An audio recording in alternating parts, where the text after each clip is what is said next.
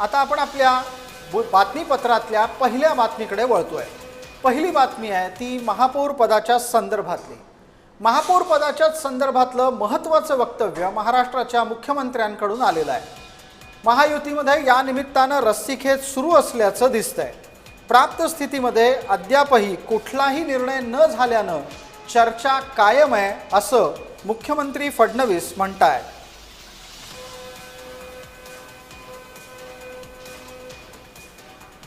महाराष्ट्राच्या मुख्यमंत्र्यांनी मुंबईच्या महापौर पदाबाबत अद्यापही महायुतीत निर्णय झालेला नाही हे सांकेतिक स्वरूपात का होईना पण मान्य केलंय।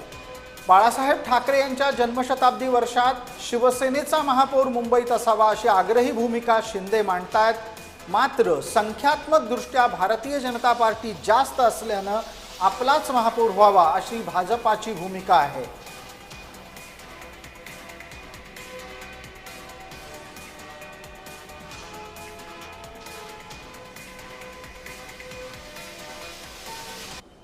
महापौर जर सोडले, महापौर आणि उपमहापौर, तर सगळे पद ही तुमच्या एकूण संख्येच्या किती टक्के तुमची पर्सेंटाईल तयार होतं याच्यावर तुम्हाला पुढची पदं मिळतात।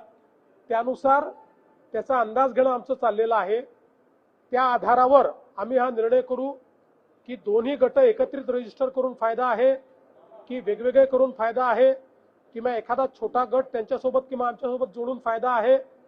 अशा पद्धतीनं त्याचा निर्णय करूनच मग या संदर्भातलं रजिस्ट्रेशन होईल।